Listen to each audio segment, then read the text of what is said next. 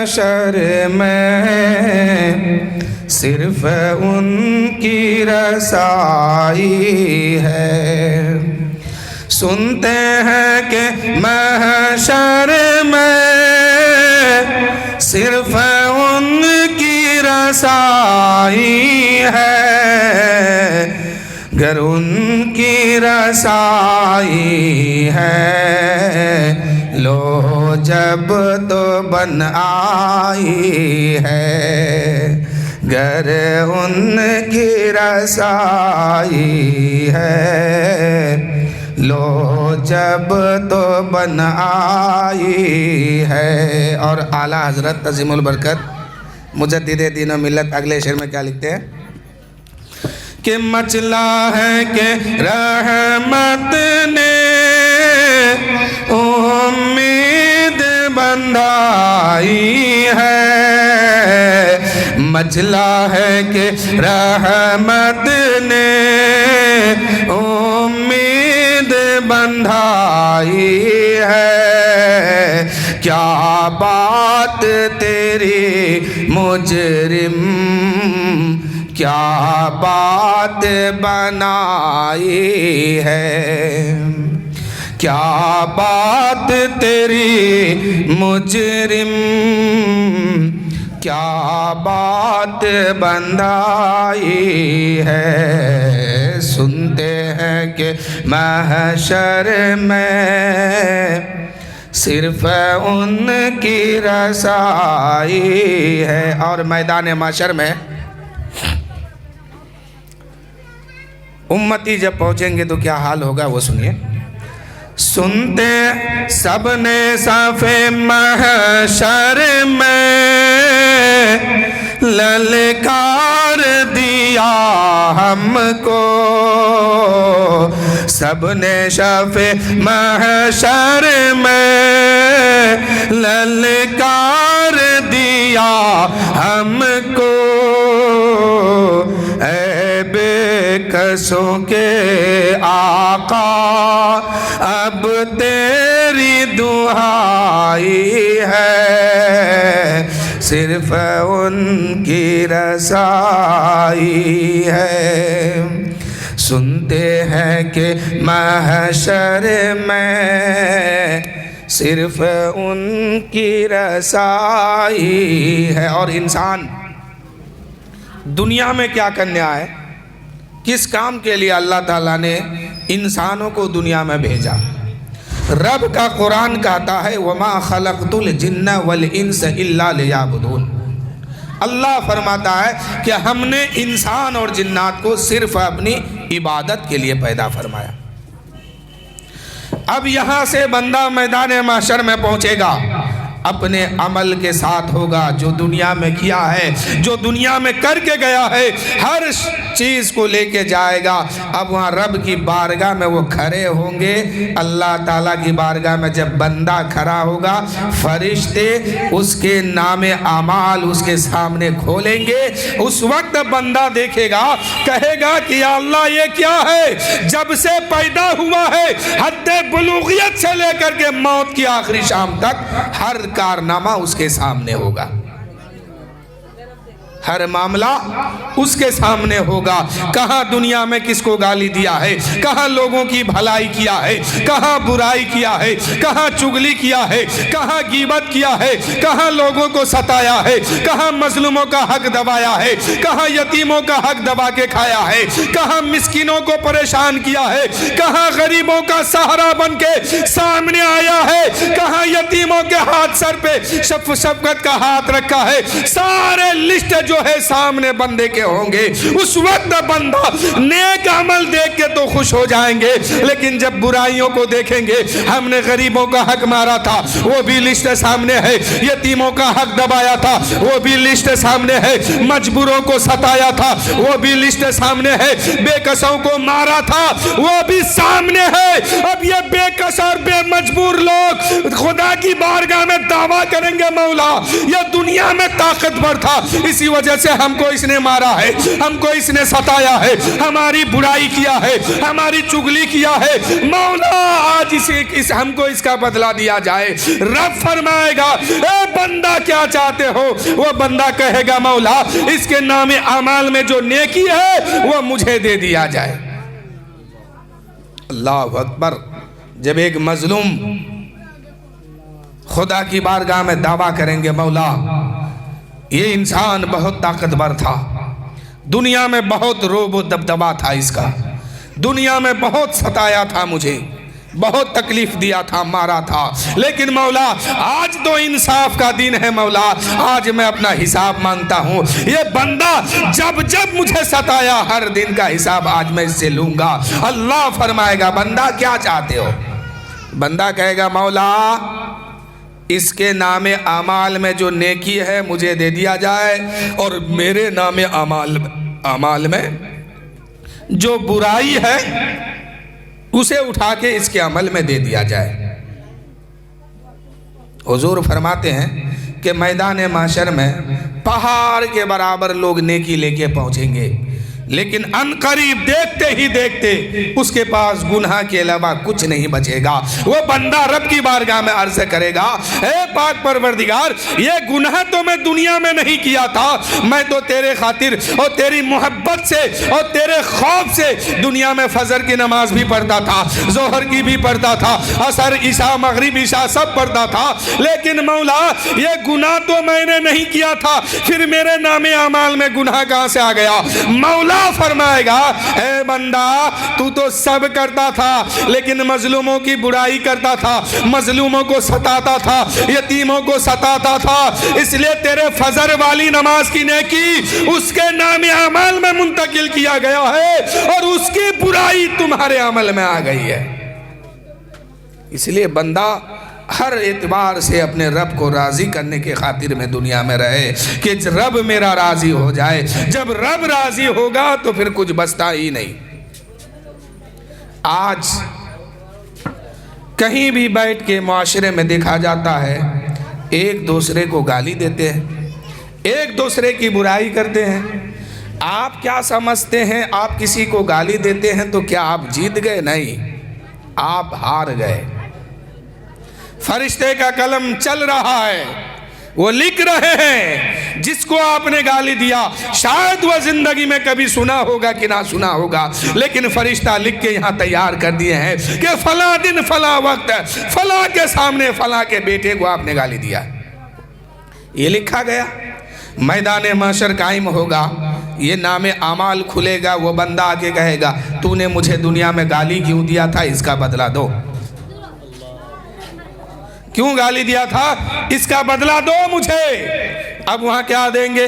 बंदा खाली हाथ उठेगा। हुजूर फरमाते हैं कि बंदा जब कब्र से बाहर निकलेगा खाली हाथ होगा, बरहाना जिस्म होगा, ना जिस्म में कतरा होगा, ना हाथ में दौलत होगी, कुछ भी नहीं। रब की बारगाह में जाके खड़े होंगे, हिसाब खोला जाएगा। बंदा दुनिया में तूने क्या किया था? अब रब की बारगाह में जब बंदा खड़ा होगा, मेरे नबी फरमाते हैं कि बंदा इस तरह खड़ा होगा कि अगर दाहिना पैर उसका आगे है तो बायां को आगे नहीं कर सकता है। इस तरह मुजरिम के तरह वो खड़ा हो जाएगा और रब की बारगाह में हिसाब देगा। रब फरमाता है, मेरा बंदा क्या सोचता है कि मैं इसे यूं ही छोड़ दूंगा, इसका हिसाब नहीं लूंगा? ये अच्छी अच्छी आंख, कान, नाक, मुंह, चेहरा, जिस्म, शरीर, सांस, दिल, गुर्दा, फेफड़ा सब मैंने इसको दिया है, तो ये क्या सोचता है कि यूं ही मैंने इसको दे दिया है? नहीं, मैंने अपनी इबादत के खातिर दिया है। आला हजरत फरमाते हैं, ये जमीन और समा तुम्हारे लिए, मकीन और मका तुम्हारे लिए, बने दो जहां तुम्हारे लिए।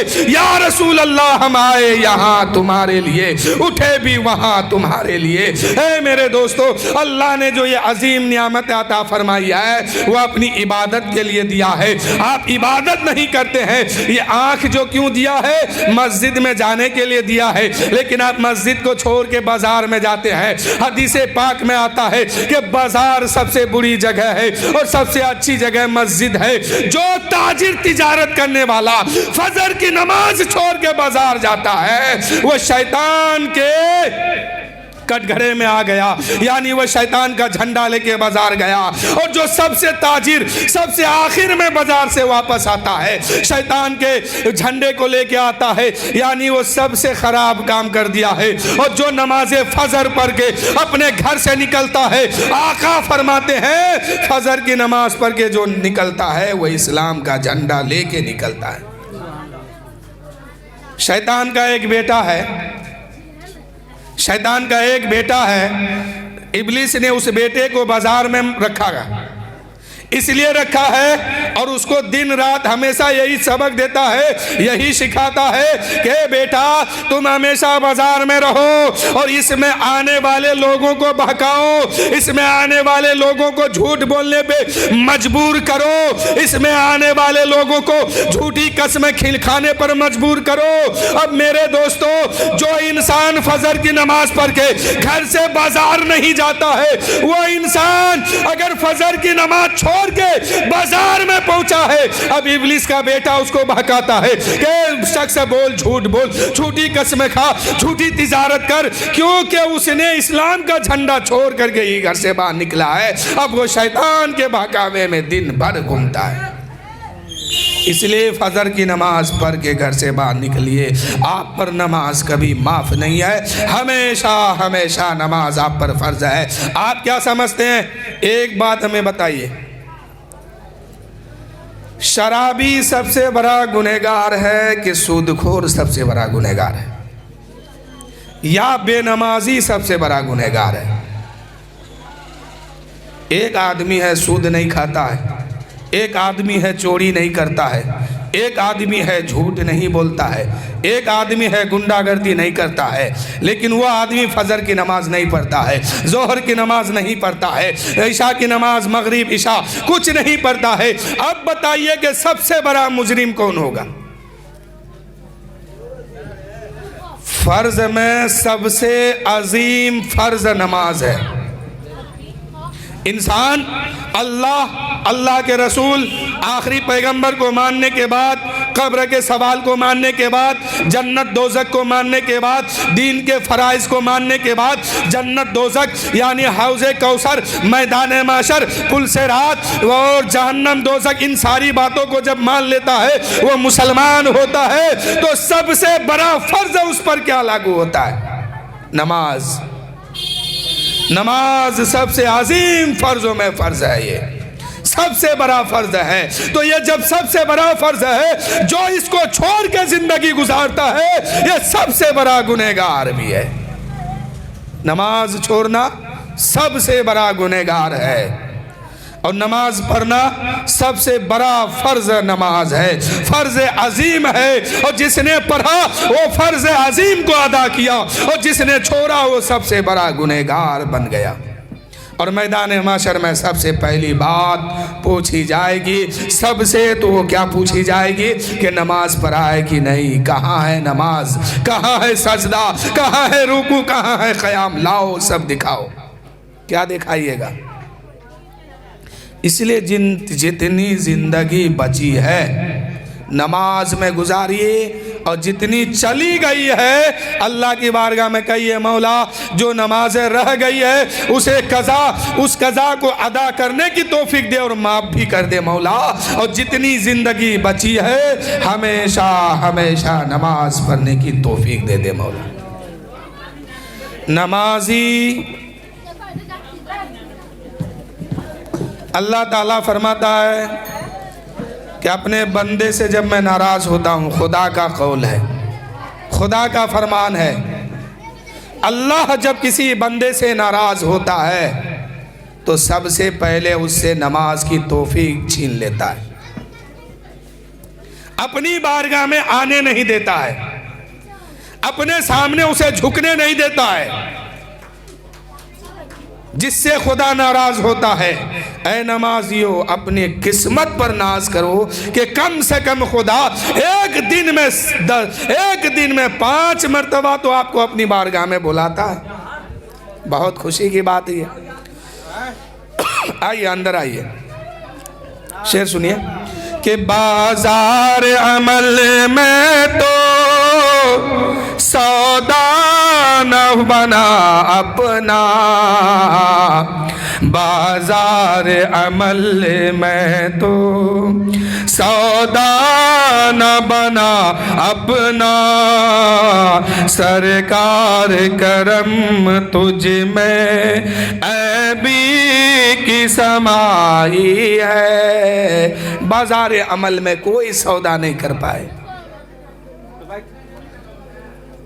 बाजार अमल में जो काम हम करने आए थे दुनिया में, जिस काम के लिए सबको भेजा गया, वो काम नहीं कर पाए दुनिया में। खाली हाथ आए थे और गुनाह की गठरी सर पे रख के चले गए। गुनाह की गठरी पुठली बना करके सर पे लाद लिए चले गए। आए थे दो खाली हाथ, अमल नेक करने के लिए आए थे, भेजा भी इसलिए गया था, लेकिन जाने वाला जा रहा है गुनाह की पोटली लेके जा रहा। अफसोस की बात है, मुसलमान है मुसलमान, और मुसलमान तो वो होता है कि जब जहन्नम के ऊपर से मुसलमान मोमिन का गुजर होगा तो जहन्नम चीखेगी, पुकारेगी, ओ मोमिनो जरा जल्दी से गुजर जाओ यहाँ से, इसलिए कि तुम्हारे ईमान की हरारत ने, तुम्हारे ईमान की हरारत के नूर से मेरे जहन्नम की आग ठंडी पड़ रही है। इसलिए कहीं ऐसा ना हो कि जहन्नम की आग बुझ जाए, इसलिए जल्दी से तुम यहां से गुजरो। ये मोमिन की शान है। बाजार अमल में कोई सौदा नहीं हो पाया, खाली हाथ आए थे, खाली हाथ चले गए। आला हजरत फरमाते हैं कि सुनते हैं कि महशर में सिर्फ उनकी रसाई है, गर उनकी रसाई है, लो जब तो बनो है, गर उनकी रसाई है, लो जब तो बनाई है। मेरे इमाम कहते हैं बाजार अमल में तो सौदा न बना अपना, सरकार करम तुझ में ऐबी की समाई है। सुनते हैं कि महशर में सिर्फ उनकी रसाई है। और अपने दिल की तरफ देखिए,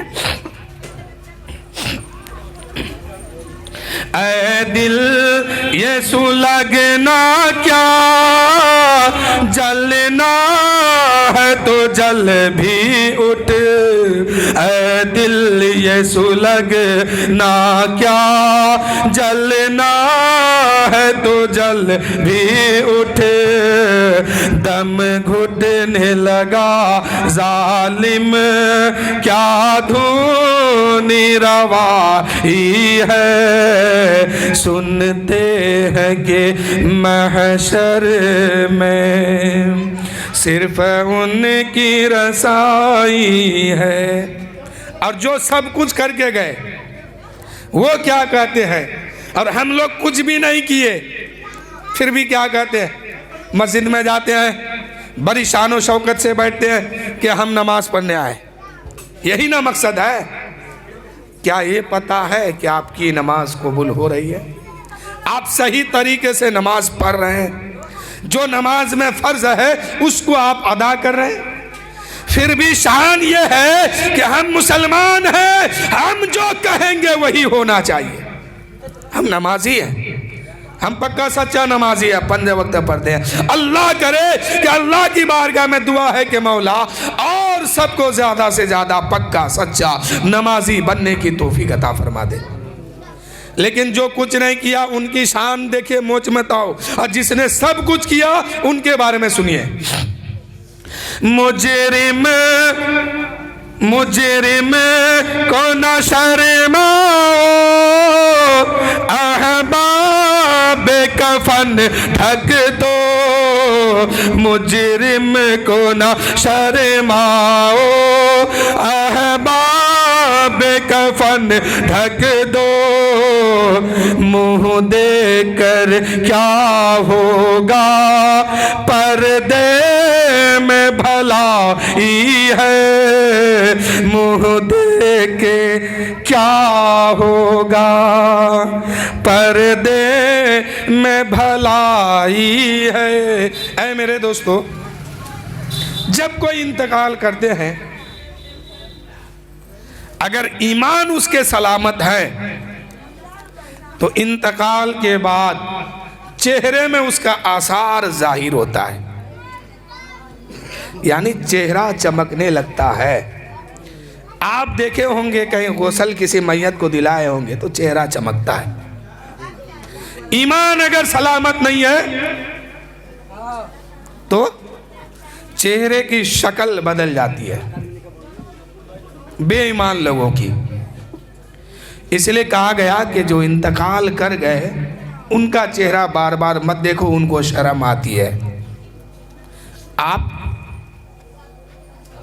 आप तो नहीं जानते, लेकिन वो तो आपको देख रहा है, वो आपको देख रहा है। तो शेर सुनिए कि मुजरिम को न शर्माओ, अहबाब कफन ढक दो, मुँह देकर क्या होगा, पर्दे में भलाई है। सुनते हैं कि महशर में सिर्फ उनकी रसाई है। अब मुसलमान कैसा होना चाहिए? मुसलमान को क्या करना चाहिए?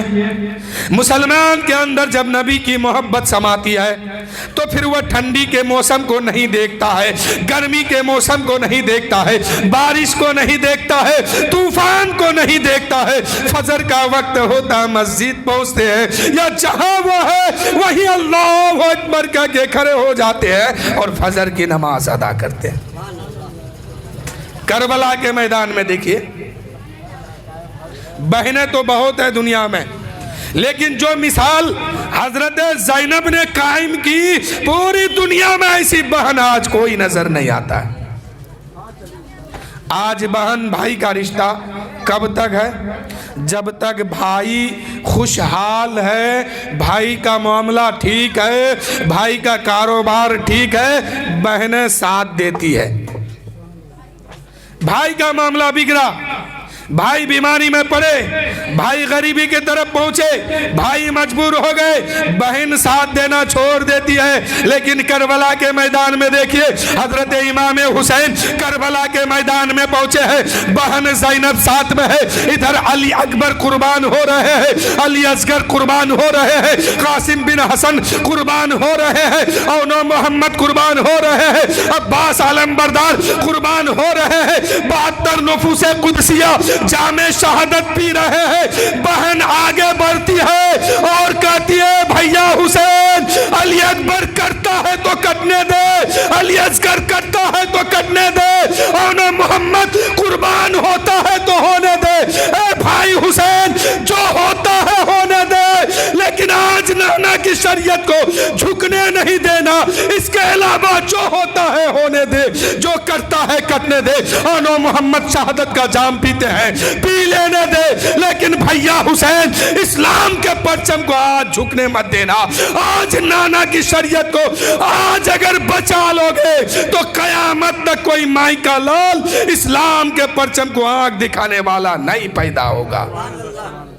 तो वहां बहन उस वक्त भाई की साथ दे रहे हैं, कब? जब बेटा कुर्बान हो रहा है, भतीजा कुर्बान हो रहे हैं, भाई कुर्बान हो रहे हैं। खुद हजरत ज़ैनब का 2 लाल करबला के मैदान में कुर्बान हो गए हैं। जब हजरत ज़ैनब का 2 बेटा मैदान करबला में औनो मोहम्मद शहादत का जाम पी लिए है, हजरत ज़ैनब सजदे में सर रखती है, नफल नमाज अदा करती है, दुआ के लिए हाथ उठा देती है और कहती है, मौला, कल मैदान माशर में अगर मेरी माँ पूछेगी, ए ज़ैनब तेरा भाई कुर्बान हो रहा था, तेरे भाई के बेटे कुर्बान हो रहे थे नाना के दीन के खातिर, इस्लाम के खातिर, शरीयत के खातिर, कुरान के खातिर, कानून के खातिर, इस्लाम के खातिर, उस वक्त तू कहाँ थी?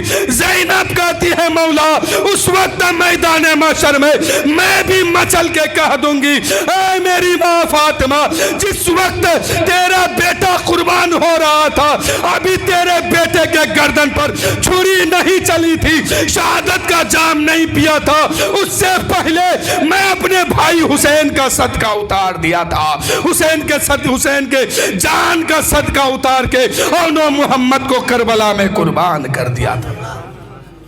बहन उस वक्त भी साथ नहीं देती है। जब नबी का इश्क किसी पर चढ़ता है तो फिर खानदान नहीं देखता है, नबी का इश्क किसी पर चढ़ता है औलाद नहीं देखते हैं, खानदान नहीं देखते हैं, कारोबार नहीं देखते हैं, और वो दीवाना सीना ठोक के कहता है ये जमीनो जमा तुम्हारे लिए, मकीनो मका तुम्हारे लिए, चुनीनो चुना तुम्हारे लिए, बने दो जहां तुम्हारे लिए, हम आए यहाँ तुम्हारे लिए, उठे भी वहां तुम्हारे लिए, दहन में ज़बा तुम्हारे लिए, दहन में ज़बा तुम्हारे लिए, मकीनो मका तुम्हारे लिए। या रसूल अल्लाह ये तो एक जान है, अगर हजारों जान हो तो तेरी मोहब्बत में सब कुर्बान कर देंगे। सिद्दीक़ अकबर ने मैदान बद्र में यही सबक दिया था। तमाम कुफ़ार व मुशरिकीन ने वहां घेरा था और फ़कत मेरे नबी सल्लल्लाहु अलैहि वसल्लम और हज़रत सिद्दीक़ अकबर है।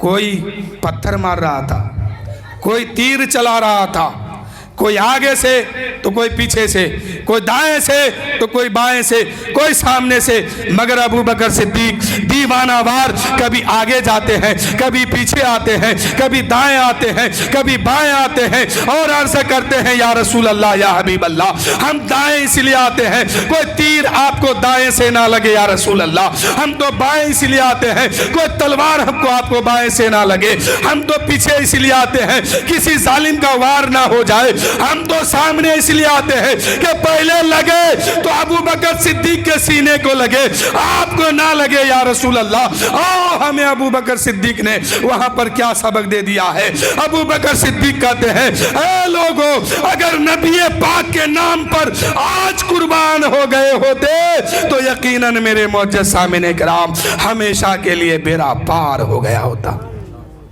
अबू बकर सिद्दीक वहीं पर जवाब दे दिया कि अगर नबी पाक के नाम पर कुर्बान हो गए होते तो यकीनन मेरे मौजूद शामिल किराम हमेशा के लिए बेड़ा पार हो गया होता। अबू बकर सिद्दीक ने वहीं पर सबक दे दिया है कि नबी पाक के नाम पर खून का कतरा देना यही कुर्बानी है। अबू बकर सिद्दीक रज़ी अल्लाह तआला अन्हु कभी दाएं जाते थे, कभी बाएं आते थे, कभी तीर बाएं से तो कभी दाएं से, कभी पीछे से तो कभी सामने से। अबू बकर सिद्दीक सबको रोकते थे, अर्ज करते हैं या रसूल अल्लाह हम तो दाएं इसलिए आते हैं किसी जालिम का तीर आपके तरफ ना आ जाए, हम बाएं इसलिए आते हैं कोई तलवार का जख्म आपको ना लग जाए, हम तो पीछे इसलिए आते हैं कोई तीर आपको पीछे से ना लगे या रसूल अल्लाह, हम तो सामने इसलिए आते हैं कि पहले लगे तो अबू बकर सिद्दीक के सीने को लगे, आपको ना लगे या रसूल अल्लाह। अबू बकर सिद्दीक रज़ी अल्लाह तआला अन्हु दाएं बाएं आगे पीछे क्यों जाते थे? पता ये चला कि जान कोई बड़ी चीज नहीं है, ईमान बड़ी चीज है, ईमान बच के रहेगा फिर इस जान की कीमत लगाई जाएगी, ईमान नहीं तो फिर इस जान की कोई कीमत नहीं लगाई जाएगी। ईमान के साथ जाएंगे कब्र में इसकी कीमत होगी, ईमान बचा के ले जाएंगे कब्र में इस जिस्म की कीमत लगाई जाएगी। अगर ईमान नहीं तो फिर कब्र में सांप भी आएगा, बिच्छू भी आएगा, तरह तरह के कीड़े मकोड़े आएंगे और सब का ग़िज़ा आप हमारे किसी के भी जिसका भी ईमान सलामत नहीं होगा उसके जिस्म को बना दिया जाएगा। और जिसका ईमान ठीक होगा, अमल सलामत होगा तो उस इंसान की कब्र में कीमत लगाई जाएगी। वो कीड़ों का खुराक नहीं बनेगा, बिच्छुओं का खुराक नहीं बनेगा, सांप का खुराक वो नहीं बनेगा। क्यों? कि उसने ईमान को संभाला है, दुनिया में आके ईमान को बचाया है, अपने पेशानी को सजदों से सजाया है। ऐसे लोग जब कब्र के मैदान में पहुंचते हैं तो वो कब्र कब्र नहीं, जन्नत के बागात में से एक बाग होते हैं। हुजूर फरमाते हैं कि कब्र या तो जहन्नम के गड्ढों में से एक गड्ढा है या जन्नत के बागातों में से एक बागात है। जो करके जाएगा जैसा वैसे ही वहां उसके साथ सुलूक किया जाएगा। अमल ठीक होगा जन्नत के बागीचे में होंगे, अमल खराब होगा जहन्नम के गड्ढे में रहेंगे। इसीलिए अपने अपने अमल को सोचिए। आपका ये पर्सनल इबादत है, आपका ये अपना खास काम है जो आपसे कोई छीन नहीं सकता है, कोई नहीं ले सकता। आपकी जायदाद आंखें बंद होगी, लोग लड़ने लगेंगे, भाई बहन लड़ेंगे, बेटा बेटी लड़ेंगे, खानदान खानदान लड़ेंगे, इतना मुझे चाहिए, इतना मुझे चाहिए, आप सबको छोड़ के चले जाएंगे। अगर अमल कर लेते हैं, अमल ठीक ठाक कर लेते हैं, पेशानी को सजदों से सजा लेते हैं, तो फिर आपका ये हिस्सा नहीं लगाया जाएगा। जायदाद की हिस्सा लगेगी, दौलत की हिस्सा लगेगी, लेकिन आपके अमल का हिस्सा नहीं लगाया जाएगा। आपको अजर इसका कब्र की दुनिया से मिलना शुरू हो जाएगा। मेरे दोस्तों, अगर कब्र के मैदान में ठीक ठाक से रहना चाहते हैं तो फिर फजर में भी आइए, जोहर में भी आइए, मगरिब इशा असर सब नमाज को अदा किया कीजिए, पढ़ा कीजिए, वरना आप भी जाएंगे, आपका बेटा बेटी लड़ने लगेगा आपकी दौलत के लिए, और आप कब्र में पहुंचेंगे, नमाज जैसी इबादत नहीं होगी, रोजा जैसा एक सवाब का काम नहीं होगा, अमल ठीक नहीं होगा। आपका बेटा भाई भाई में लड़ेगा दौलत लेने के लिए, और आपको वहां बिच्छू आके डसेगा, सांप आके काटेगा, कीड़ा मकोड़ा डंक मारेगा। बाप बेटा सोच रहा है कि बाप को कब्र में दफन करके आए हैं, लेकिन वह बाप किस हाल में है किसी को पता नहीं। और अगर यही अमल आप करके जाएंगे, अजाब लेके फरिश्ते आएंगे, आपकी नमाज कहेगी खबरदार, खबरदार इधर से मत आना।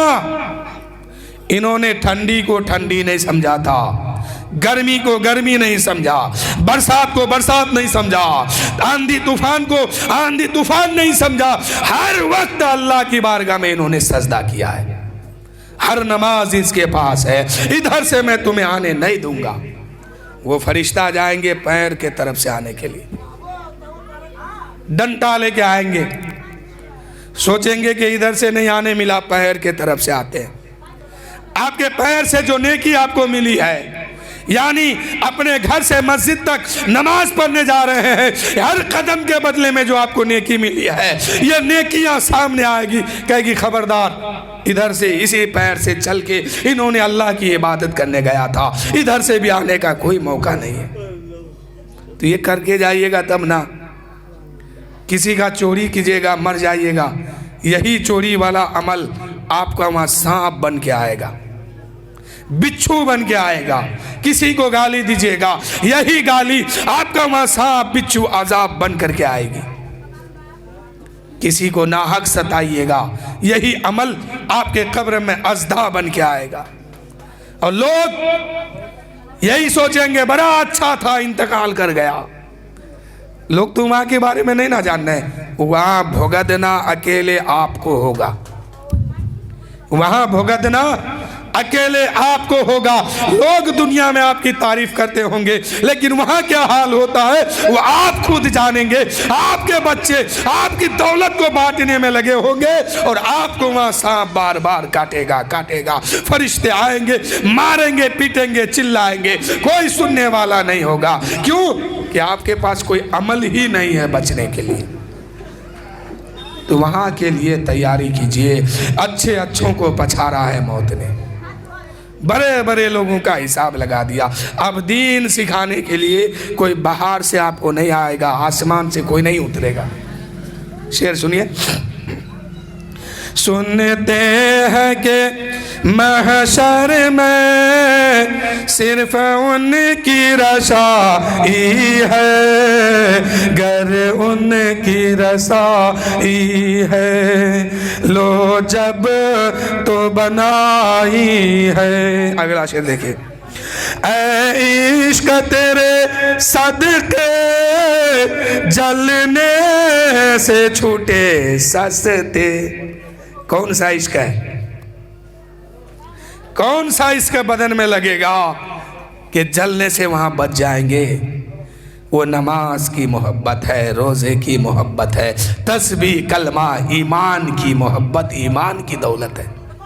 अपने नबी से सच्ची मोहब्बत कीजिए, अपने रब से सच्चा प्यार कीजिए, तो फिर जब ये इश्क का रंग आग पर चढ़ेगा तो जहन्नम की आग से आप बच जाएंगे।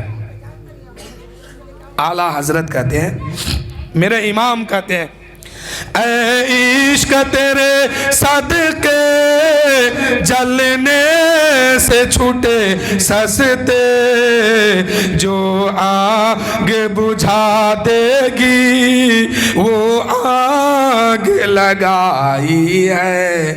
कौन आग?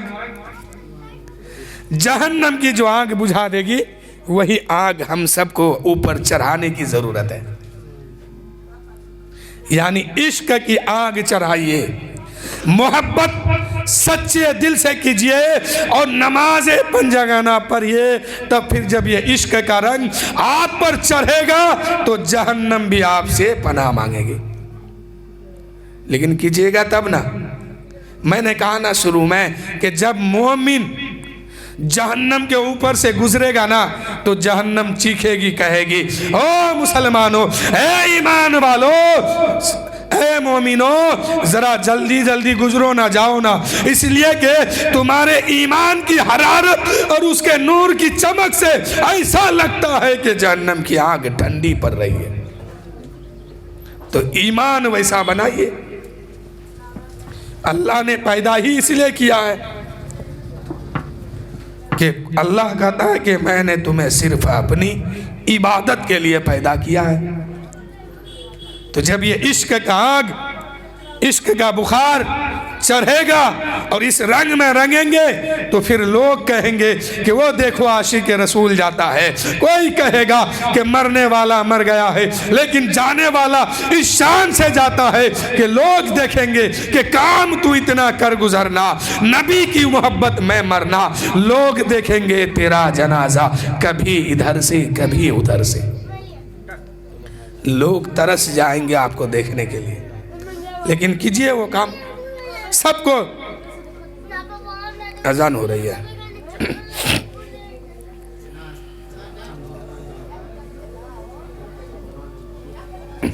सल्लु अलैहि सलातो व सलामन अलैका या रसूल अल्लाह सल्लल्लाहु तआला अलैहि वसल्लम। उधर जो बाहर बैठे हैं थोड़ा आप लोग अंदर आ जाइए ना, आइए। नाम यहाँ लिखा जाएगा, रोड पर नहीं है। आइए, जो लोग उधर हैं, रोड जाम मत कीजिए, जाने दीजिए, आने दीजिए लोगों को।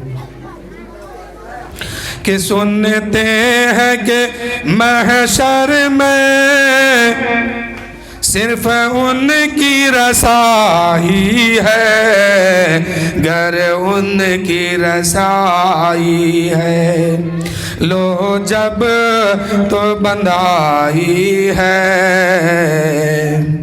ऐ इश्क तेरे सदके जलने से छूटे सस्ते, जो आग बुझा देगी वो आग लगाई है, जो आग बुझा देगी वो आग लगाई है।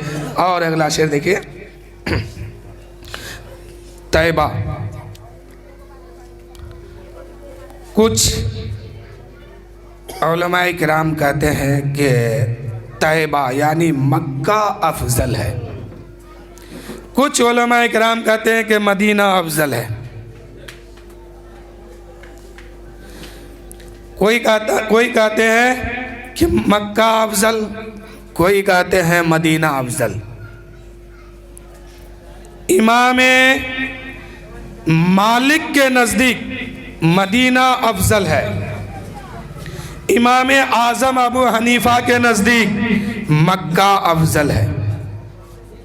और रोज़े रसूल की तो क्या कहना है, रोज़े रसूल की बात क्या है। मेरे आका सल्लल्लाहु अलैहि वसल्लम जिस जगह आराम फरमा रहे हैं, यानी गुंबदे खजरा में जो आराम कर रहे हैं, और मेरे नबी के जिस्म मुबारक से जो मिट्टी टच है, ये अर्श आज़म से भी अफजल है। मक्का से नहीं, मदीना से नहीं, अर्श से भी अफजल, कुर्सी से भी अफजल, आसमानों से भी अफजल, जन्नत से भी अफजल है। कायनात में कोई ऐसी जगह बना ही नहीं जो रोज़े रसूल से अफजल हो। यानी मेरे नबी सल्लल्लाहु अलैहि वसल्लम के जिस्म मुबारक से जो मिट्टी टच है, ये जन्नत के रंगो गुल से भी अफजल है, जन्नत से भी अफजल है। तो इमाम आज़म के नज़दीक जगह के बारे में बता रहा हूँ, रोज़े रसूल के बारे में नहीं, जगह के बारे में सुनिए।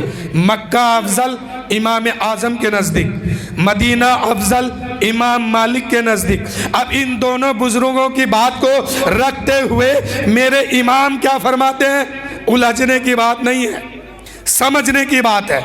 मेरे इमाम क्या कहते हैं, तैबा न सही अफजल मक्का ही बरा जाहिद, तैबा न सही अफजल मक्का ही बरा जाहिद, हम इश्क के बंदे हैं क्यों बात बढ़ाई है, इश्क वाले हम हैं, यानी मोहब्बत करने वाले हैं अपने नबी से, अपने रब से। सच्ची मोहब्बत करते हैं ना। मोहब्बत किससे करना है आपको, अल्लाह के रसूल से, अल्लाह ताला से, अल्लाह के नेक बंदों से, नबी की शरीयत से, नबी के कानून से, अल्लाह की किताब से। अल्लाह ने कुरान पाक को नाजिल किया, मोहब्बत इससे कीजिए। अल्लाह ने अपने हबीब को दुनिया में भेजा, मोहब्बत हुजूर से कीजिए। जब हुजूर की मोहब्बत दिल में बसेगी तब जाके जन्नत मिलेगी, रब राजी होगा। तो मोहब्बत किससे कीजिएगा,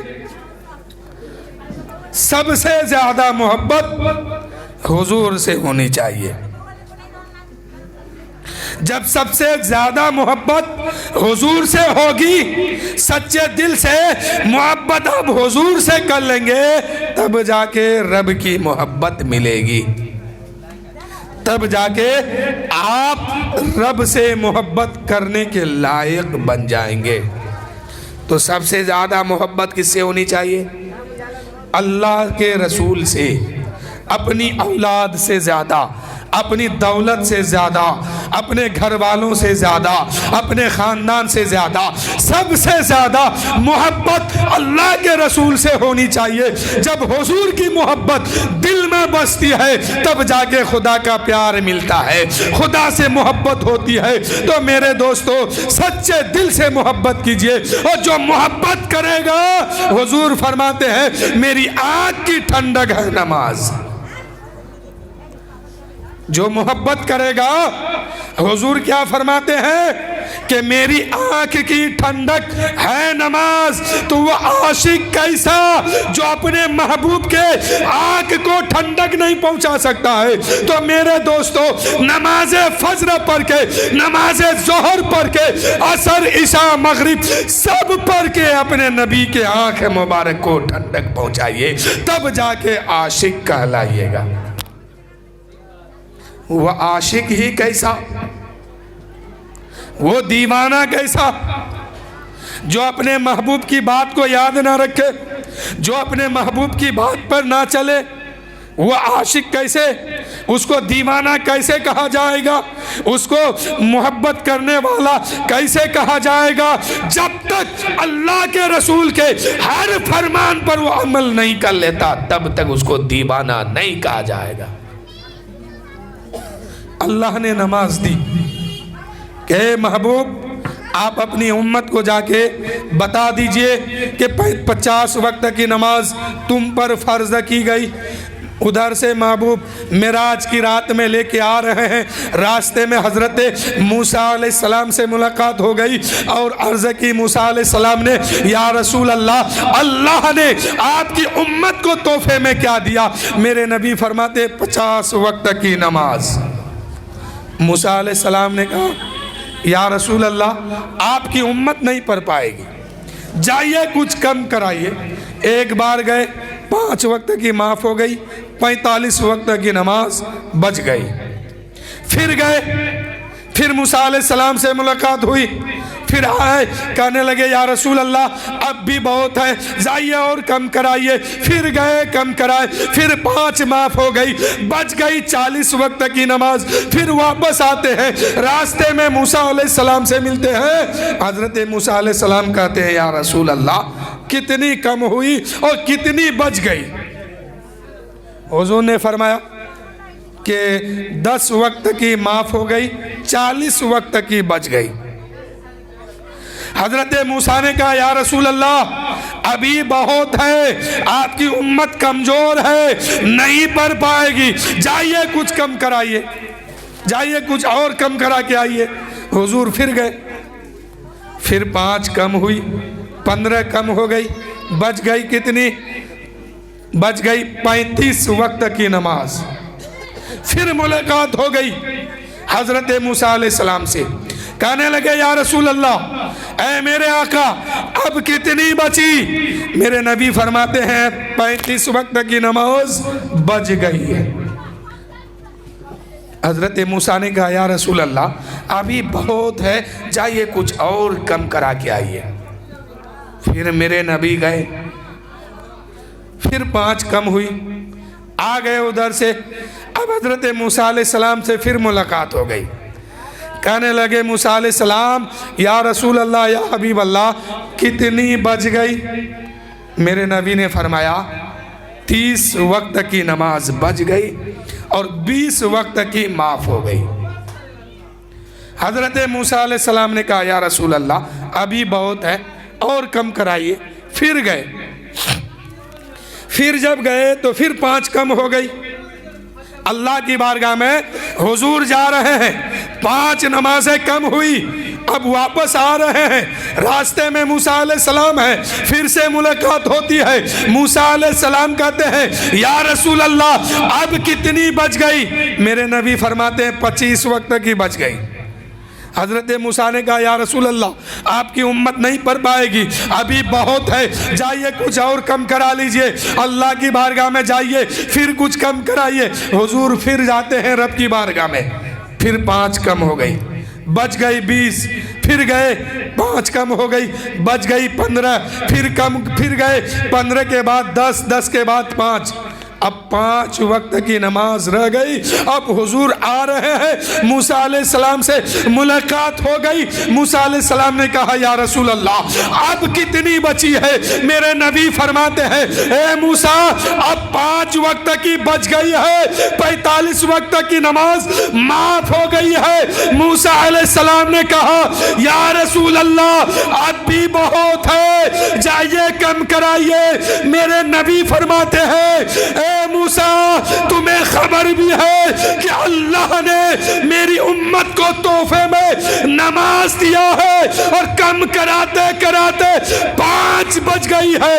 अब मैं नहीं जाऊंगा, अब मैं कम नहीं कराऊंगा, इसलिए कि तोहफे में कमी हो रही है, इसलिए 5 ही रहने दो।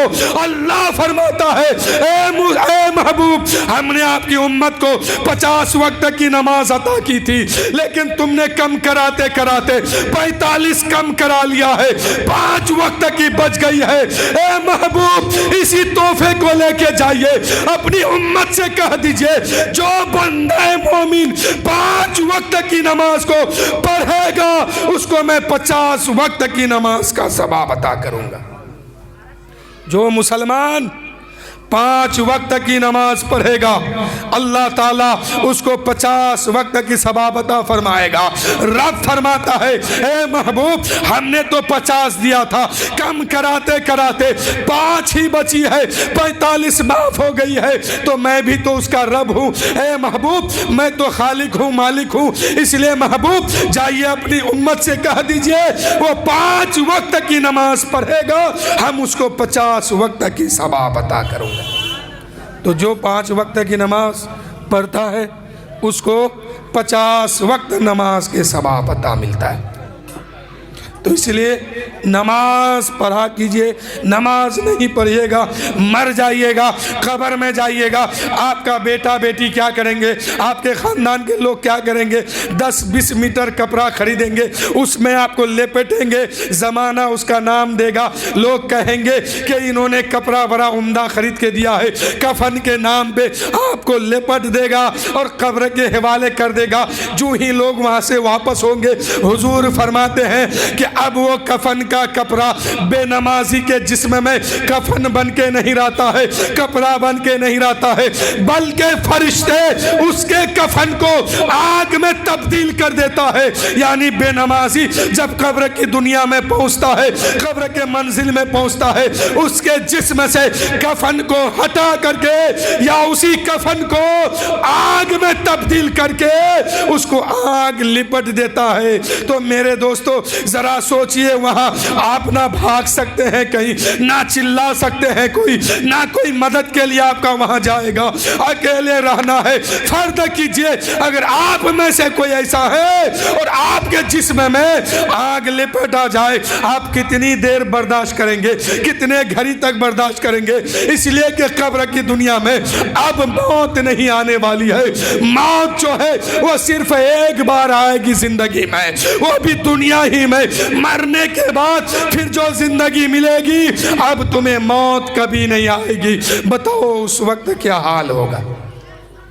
इसलिए जो लोग नमाज नहीं पढ़ते हैं, अल्लाह की बारगाह में दुआ है कि मौला ताला उन तमाम लोगों को, हम सब को ज़्यादा से ज़्यादा नमाज़े पंजगाना अदा करने की तौफीक अता फरमा। कहिए ना आमीन, आमीन कहिए। पढ़िएगा ना, बेशक पढ़ा कीजिए मेरे भाइयों। आपकी दौलत कोई काम की चीज़ नहीं है, ये दुनिया धोखा है, धोखा। ना आपका रुपया बचाएगा, ना आपका पैसा बचाएगा, कोई आपको बचाने वाला नहीं होगा। बचाएगा तो फकत आपका अमल बचाएगा, आपका ईमान बचाएगा। समझ गए? इसलिए इस बात पर गौर व फिक्र कीजिए, फर्द कीजिए कि आप में से कोई कब्र के दुनिया में पहुंच गए, वहाँ फरिश्ते डंडा लेके आएंगे, वहाँ ख़ानदान नहीं देखेगा, ये भी नहीं देखेगा कि मस्जिद के बगल में घर था। मस्जिद के बगल में जितने लोगों की घर है, इन लोगों को सख्ती के साथ वहाँ पकड़ होगी। जो लोग दूर में है, किसी कदर, ऐसा नहीं कि माफ़ है, किसी कदर वो कहीं हद तक बच सकते हैं, लेकिन मस्जिद के अगल बगल में जितने लोगों के घर हैं, ये लोग बचना मुश्किल है। रब कहेगा, बगल में अजान हो रही थी, क्या कर रहा था? फरिश्ते डंडा दिखाएंगे कि अजान तुम्हारे घर के बगल में हो रही थी, मुअज्जिन कह रहे थे हय्या अलस सलाह हय्या अलल फलाह। ऐ लोगों, नींद से बेहतर नमाज है, कहाँ सो रहा था तुम? तो सबसे सख्ती के साथ जो पकड़ होगी वो मस्जिद के अगल बगल वालों की। मस्जिद का गेट खुला है, बकरी घुस गया, कुत्ता घुस गया, बिल्ली घुसा, चूहा घुसा, पूछताछ किससे होगा? अगल बगल वालों से। बड़ी फख्र से कहते हैं ना कि हमारे घर मस्जिद के बगल में है, तो उतनी सख्ती के साथ आपसे हिसाब भी लिया जाएगा, पूछा जाएगा बैल का बच्चा मस्जिद में कैसे घुसा, तू क्या कर रहा था, सब पूछा जाएगा। एक एक एक लम्हा के बारे में पूछा जाएगा। और यहाँ का हाल तो ये है कि जितने लोगों के घर मस्जिद के अगल बगल में है, इन लोग बेनमाजी है।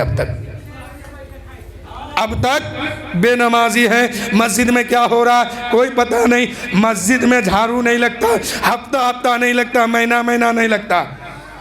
कोइलवर वाले से नहीं पूछताछ होगी, बीरमपुर वाले से आपके यहाँ की मस्जिद के बारे में नहीं पूछेगा, मटियारा वाले से नहीं पूछेगा, पुरदिलगंज वाले से नहीं पूछा जाएगा, आरा वाले से नहीं पूछा जाएगा।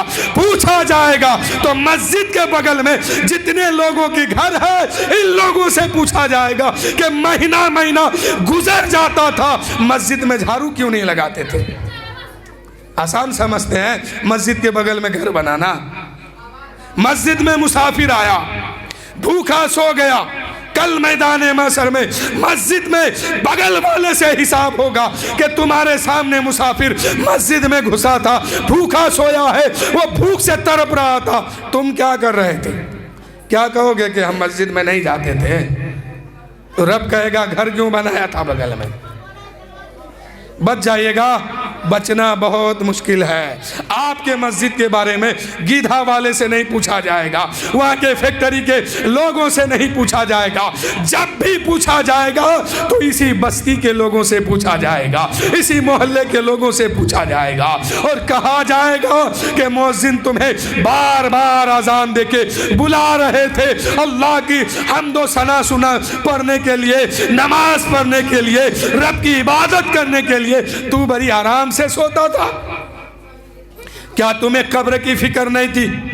अकेले रहना होगा, मैदान महशर ख्याल में नहीं था कि नफ्सी नफ्सी का आलम होगा, हर एक को हिसाब देना होगा, नामे अमाल खोला जाएगा। पुल से रात की खबर नहीं है, हौज़े कौसर की खबर नहीं है, मीज़ान अमल की खबर नहीं है, दोज़ख की खबर नहीं है, जन्नत की खबर नहीं है। क्या जवाब दोगे, क्या कहोगे। मेरे मोहल्ले में मस्जिद नहीं थी इसलिए नमाज नहीं पढ़ता था। तो इसी मस्जिद को उठा के आपके सामने लाया जाएगा। मस्जिद क्या है जानते हैं। हजरत इब्राहीम, हजरत इस्माइल अलैहिस्सलाम, ये दो पैगंबर खाने काबा को बनाने के लिए कई पहाड़ों से पत्थरों को जमा किए और खाने काबा में वहाँ पर एक पत्थर और भी है जिस पर चढ़ करके हजरत इब्राहीम अलैहिस्सलाम दूसरे पत्थर को रखा करते थे। उस पत्थर का आलम जानते हैं। अगर इस पत्थर को उठा करके इतने ऊपर रखना है जहाँ हाथ नहीं पहुँचती है तो अब क्या करना है। क्या करते थे हजरत इब्राहीम अलैहिस्सलाम, एक पत्थर पर खड़े हो जाते थे और उस पत्थर को कोई हाथ नहीं लगाता, वो पत्थर अपने आप ऊपर उठना शुरू होता। जहां पे पत्थर लगाना है वहां तक ये पत्थर पहुंचता था। खाने काबा जब बन गई, जितने पत्थर उसमें लगना था लग गए और जितने पत्थर बच गए, इन पत्थरों का क्या हुआ। अचानक एक आंधी चली, हवा चली और सारे पत्थरों को उड़ा के लेके चला गया। अब ये पत्थर वहां से उड़ी, पत्थर जब उड़ा तो ये पत्थर जो है, छोटे छोटे पत्थर जहां जहां गिरा, अल्लाह ने उस जमीन के हिस्से को छोटी छोटी मस्जिद बनवा दिया और जहां बड़े बड़े पत्थर गिरे हैं वहां पे जामा मस्जिद की बने हैं। तो ये मेरे दोस्तों, आपके भी मोहल्ले में एक बहुत बड़ी पत्थर गिरी होगी, एक बहुत बड़ा पत्थर गिरा होगा, इसलिए आपके मोहल्ले में जामा मस्जिद बनी है। और ये क्या है, जन्नत की क्यारियों में से एक क्यारी है। जन्नत की क्यारी कहाँ है जानते हैं। दो जगह है दुनिया में। जन्नत की क्यारी कहाँ कहाँ है। हुजूर के निंबर से लेके हुजूर के हुजरे तक, इसको रियाजुल जन्ना कहा जाता है। ये जन्नत की क्यारी है, जो जाके वहां नमाज अदा कर लेगा कल वो जन्नत में पहुंचेगा। और दूसरी कहाँ है, मस्जिद है, मस्जिद, ये भी टुकड़ा वहीं का है। अरे कम से कम नेक अमल तो हमेशा नहीं कर पाते हैं, तो मस्जिद में 5 वक्त आइए ना। जब मैदान महशर कायम होगा, इस मस्जिद को उठा करके जन्नत में भेजा जाएगा। यह मस्जिद कहेगी, मौला दुनिया में जितने लोग मेरे अंदर आकर के तेरी इबादत करता था, मौला कम से कम उन लोगों को मेरे गोद में भेज दे, मेरे साथ जन्नत में भेज दे। ये मस्जिद कहेगी। तो कम से कम 5 वक्त तो आइए, ताकि कल मैदान माशर में ये मस्जिद आपके तरफ से गवाही दे और आपको भी लेके जन्नत में पहुंच जाए। हर मस्जिद जन्नती है, जन्नत में पहुंचेगी और अपने अंदर नमाज पढ़ने वालों को भी जन्नत में लेके जाएगी। तो सच्चे दिल से आशिक बनिए, सच्चे दिल से नमाजी बनिए, अल्लाह से मोहब्बत कीजिए, अल्लाह से प्यार कीजिए, अल्लाह के नबी से प्यार कीजिए, अल्लाह के नबी के दीन से प्यार कीजिए, शरीयत से प्यार कीजिए, इस्लाम से प्यार कीजिए। किससे कीजिएगा? अल्लाह के नबी फरमाते हैं, अपनी औलाद, अपने खानदान, अपने रिश्तेदार, अपने घर वालों, अपने समाज, सबसे ज्यादा तुम मुझसे मोहब्बत करो। किससे? हुजूर से। बोलिए ना, किससे कीजिएगा? हुजूर से। तब जाके रब की मोहब्बत दिल में बसेगी। और अल्लाह गफूर रहीम है, वो मेहरबान है, तुम्हारी खता को भी माफ फरमा देगा। तो कीजिएगा ना। मस्जिद के अगल बगल घर है तो नमाज कज़ा मत कीजिए। अगले ज़माने में अजान बगैर माइक के दिए जाते थे, अब तो बाजे में माइक के साथ अजान हो रही है। क्या समझते हैं इस माइक को? यही माइक कल आपके लिए वबाल बनेगा। कल पूछा जाएगा काहे नहीं नमाज पढ़ता था। तो कुछ लोग तो कहेंगे कि अजान नहीं सुनता था, वक्त का पता नहीं चलता था। लेकिन आज तो हर मोहल्ले में अजान होती है, माइक से दिया जाता है। अब कोई बहाना नहीं चलने वाला है, अब कोई बहाना नहीं कर सकता है कि हमने अजान नहीं सुनी थी इसलिए नमाज नहीं पढ़ा था। इसलिए माइक में अजान दिया जाता है कि तुम घर में हो तो भी तुम्हारे कान में अजान की आवाज पहुंचे, खेत में हो तब भी आवाज पहुंचे, बाजार में बैठे हो तब भी तुम्हारी कान में अजान की आवाज पहुंच जाए, ताकि तुम मैदान माशर में कोई बहाना ना बना सको। क्या?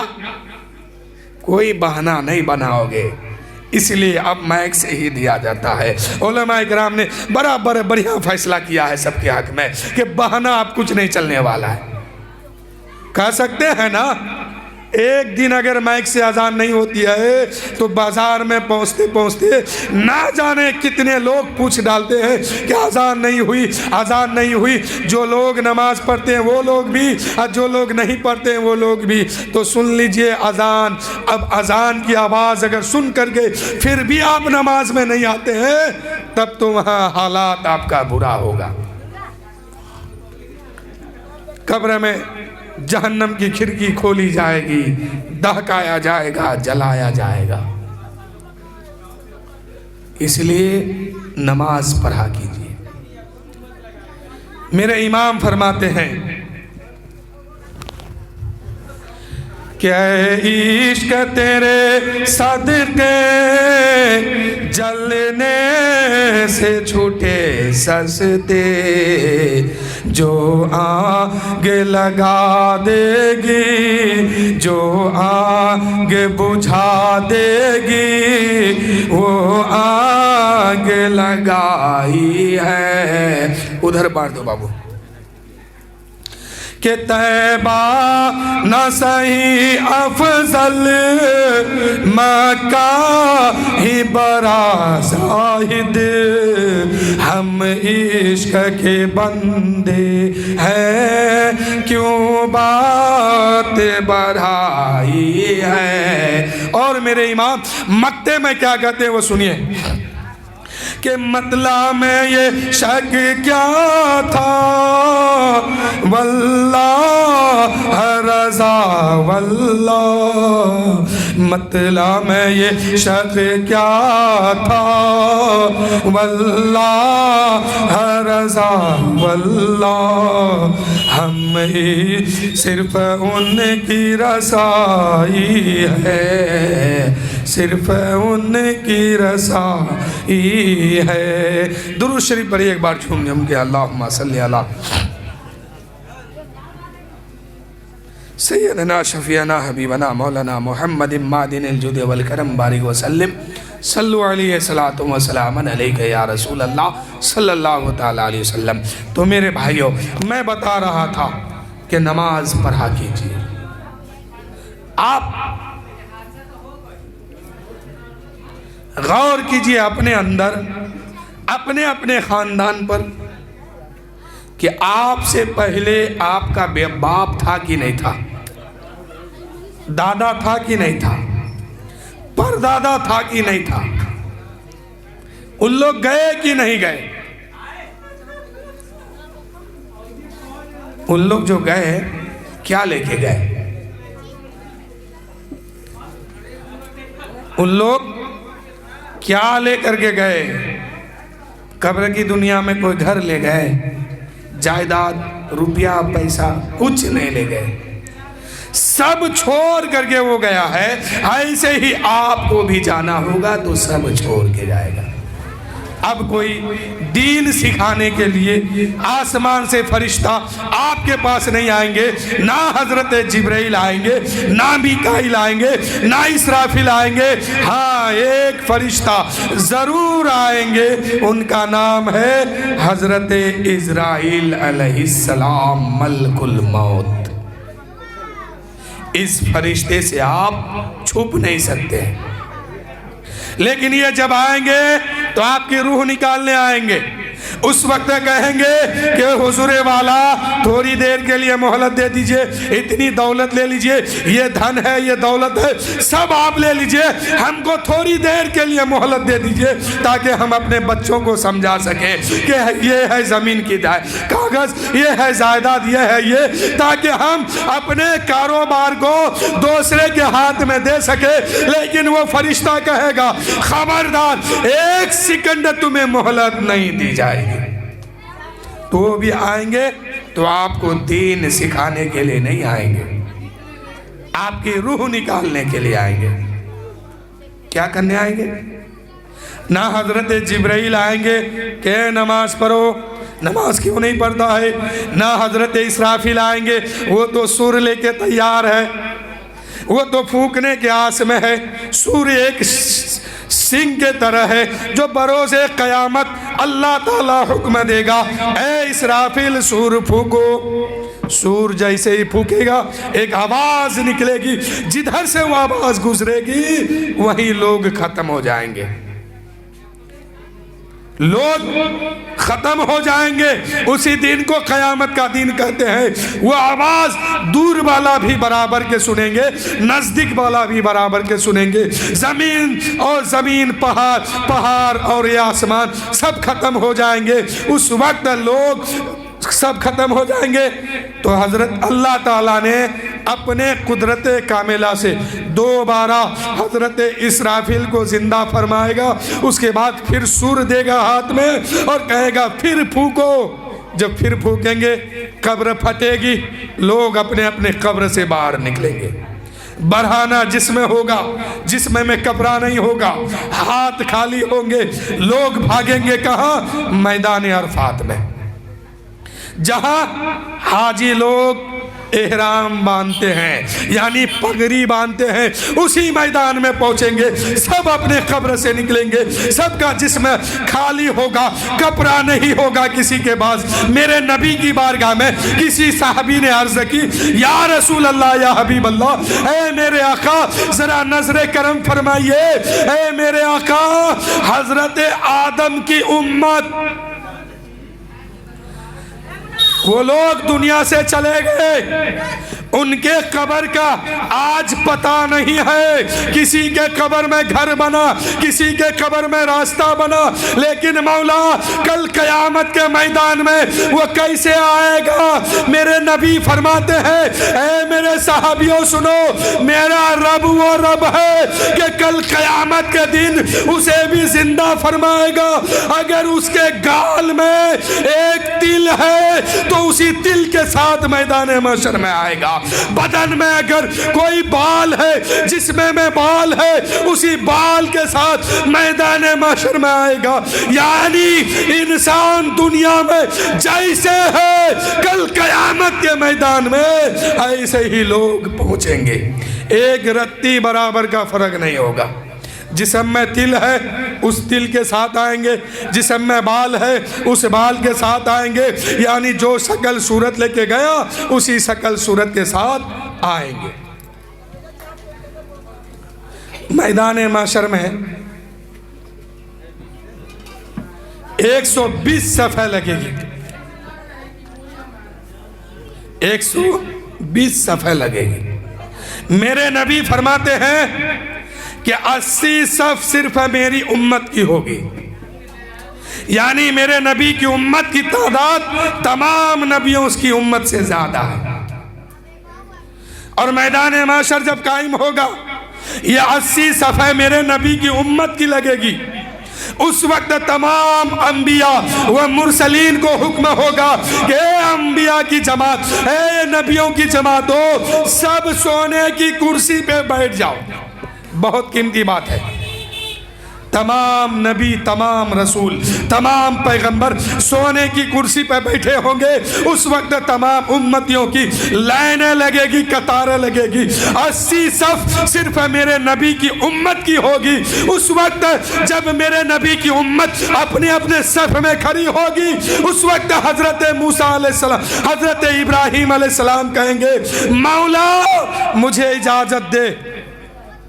फिर कहेगा, मौला मुझे इजाजत दे। फिर कहेगा, मौला मुझे इजाजत दे। रब फरमाएगा, ए इब्राहिम किस बात की इजाजत मांग रहे हो, किस बात की इजाजत। हजरत इब्राहिम कहेंगे, मौला उम्मत मोहम्मद इजाजत दे कि उम्मत मोहम्मदिया के सफ में जाके मैं भी खड़े हो जाऊं। इसलिए कि आज तेरी तमाम तर रहमत उम्मत मोहम्मदिया पर निछावर हो रही है। इसलिए मौला मैं चाहता हूं कि उम्मत मोहम्मदिया के सफ में जाके, उनके कतार में जाके मैं भी खड़ा हो जाऊं, ताकि वो रहमत मुझे भी मिले।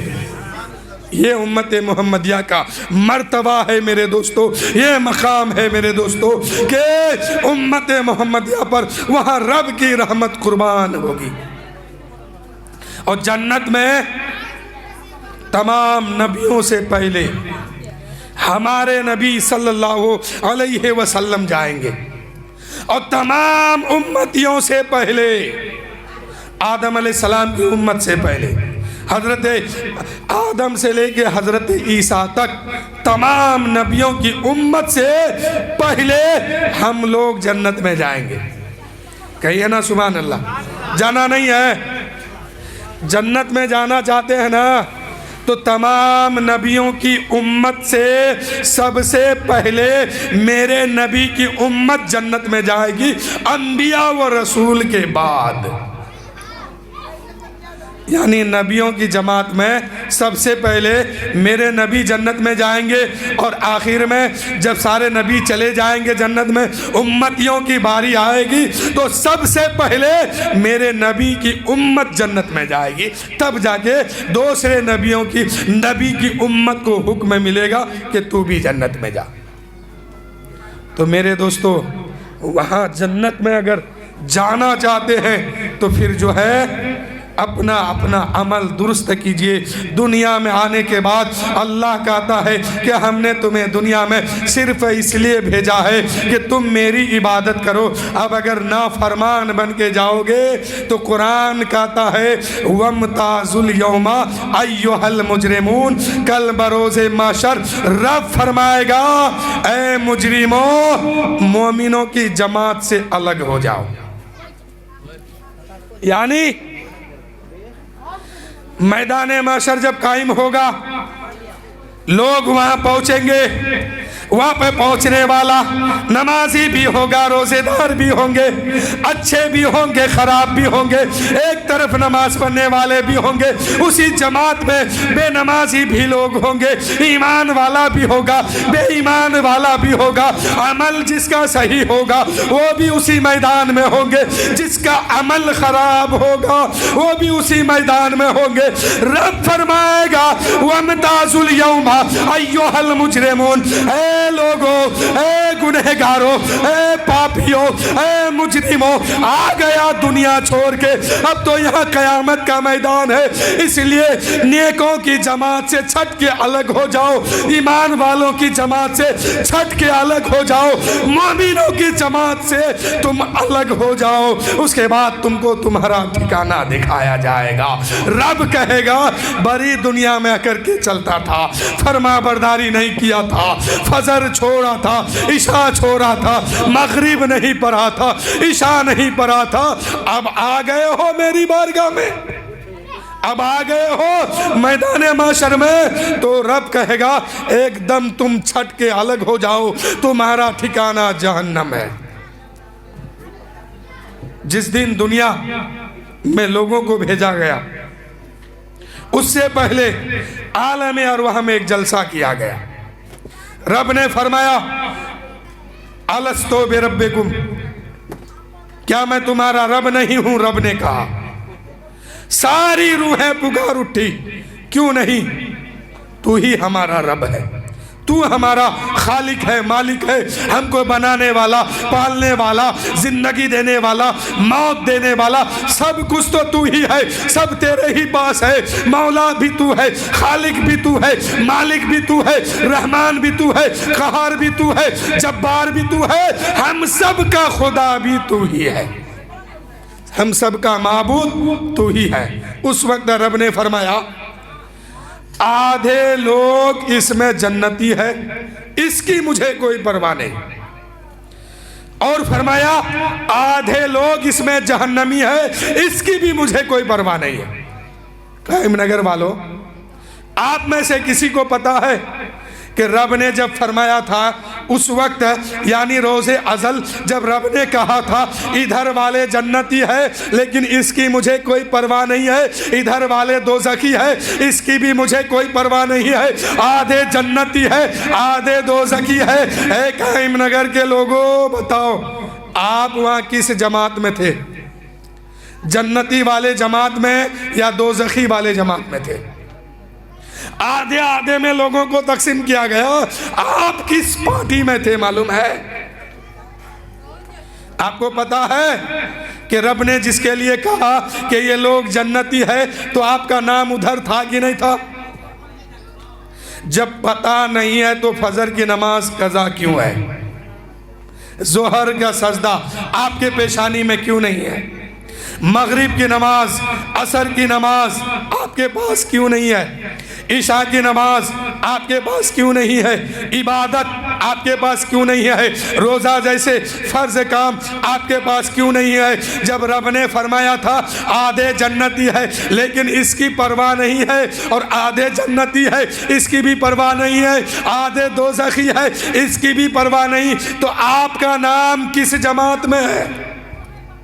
आप जन्नती वाले जमात में थे या दोज़खी वाले जमात में? तो फिर इतना इतराते क्यों हैं? जब पता नहीं है, ना आपको पता है, ना हमको पता है, ना किसी और को पता है कि आपका नाम किस में था। जब पता नहीं है तो आपका सर सजदे में झुकता क्यों नहीं है? रब की बारगाह में आपका सर क्यों नहीं झुकता है? सजदे से खाली सर क्यों है? या आपको ये पता है कि जब आपकी तख्लीक आपके माँ के पेट में हो रहा था, जब आपको बनाया जा रहा था, जब आप माँ के पेट में थे, एक गोश्त के शक्ल में, उस गोश्त में फिर हड्डी तैयार हुई, उसमें नाक बनाया गया, कान बनाया गया, आंख दी गई, हाथ दी गई, हड्डियां दी गई, नसें दी गई, दिमाग दिया गया, बोली दी गई, जबान दी गई। जब सब दे करके आपको आपके माँ के पेट में तैयार किया और उसमें जब रूह डाली गई, उस वक्त फरिश्तों ने कहा था, ए मौला, इस बच्चे का नाम बदबख्त के तरफ लिख दूं या नेक बख्त के तरफ लिख दूं। ऐ लोगों बताओ, आपका नाम किधर लिखा हुआ है? आपको पता है जब फरिश्तों ने कहा था, उस वक्त आप अपने माँ के पेट में थे, आप गोश्त के शकल में थे, आपका आंख बनाया गया, नाक बनाया गया, जिस्म बनाया गया, चेहरा बनाया गया, हाथ पैर सब बनाया गया, जिस्म का आज़ा बन के तैयार हो गया, उसमें रूह डाली गई। उस वक्त जब रूह फूकी गई, उस वक्त जो है फरिश्तों ने रब की बारगाह में सवाल किया, मौला, ये तो बच्चा बन के तैयार हो गया, जान भी इसमें आ गई, अब इसके नाम जो है बदबख्त के तरफ लिख दूं या नेक बख्त के तरफ लिख दूं? आपका नाम किधर है? किस लिस्ट में है? नेकों की जमात में है कि बदबख्तों की जमात में है? गौर किया है कभी? अगर बदबख्तों की जमात में आपका नाम लिखा गया तो फिर आपको जहन्नम में ही जलना होगा। इसलिए जब पता नहीं है तो इबादत कसरत से कीजिए, रब को मनाइए, रब राजी हो जाएगा, सारा मामला सुलझ जाएगा, सब बेड़ा पार हो जाएगा। अगर रब नाराज हो जाए तो फिर आपका कोई काम आने वाला नहीं है। आप लाख कुछ करते रहिए, कोई आपको बचाने वाला भी नहीं होगा। या फिर आपको ये पता है, आप दुनिया में आ गए, मलकुल मौत आएंगे आपके पास रूह निकालने के लिए, फरिश्तों की जमात लेके आएंगे। जिस वक्त आपकी रूह निकाली जाएगी, उससे पहले मलकुल मौत हजरत इज़राइल अलैहिस्सलाम रब की बारगाह में फरियाद करेंगे, अर्ज करेंगे, मौला, इस बंदे की रूह निकाल करके मोमिनों की जमात में रख दूं या यहूदो नसरा की जमात में रख दूं? मोमिनों की जमात में रखूं या काफिरों की जमात में रखूं? पता है उस वक्त रब क्या कहेगा और आपकी रूह कहाँ रखी जाएगी। इसलिए अमल कीजिए। आपको ये भी पता नहीं है, हमको ये भी पता नहीं है, किसी को ये पता नहीं है कि आपकी रूह जब निकलेगी किस जमात में रखी जाएगी। तो अमल ऐसा कीजिए कि रब राजी हो जाए। जब ये जान निकले तो ये जान निकलने के बाद हम नबी पाक सल्लल्लाहु अलैहि वसल्लम का ज़ियारत कब्र में करें। ये आन और शान मोहम्मद के नाम पर, कुर्बान मेरी जान मोहम्मद के नाम पर। और सर जब इमाम पाक का तन से जुदा हुआ, वो पढ़ते रहे कुरान मोहम्मद के नाम पर। और सर जब हमारा, और भारत में ख्वाजा संजर है, इसलिए भारत हुआ है महान मोहम्मद के नाम पर, भारत हुआ है महान मोहम्मद के नाम पर। तो मेरे दोस्तों, है कौले खुदा, है कौले मोहम्मद, फरमान ना बदला जाएगा, बदलेगा ज़माना लाख मगर कुरान ना बदला जाएगा। या मैदान महशर में कहीं अगर छांट के अलग किया गया और आप अलग जमात में जाके शामिल हो गए तो फिर आपकी माँ चीख पुकार कोई सुनवाई नहीं होगी। आपकी निदामत की एक आंसू आपके गुनाह को मिटा देगी।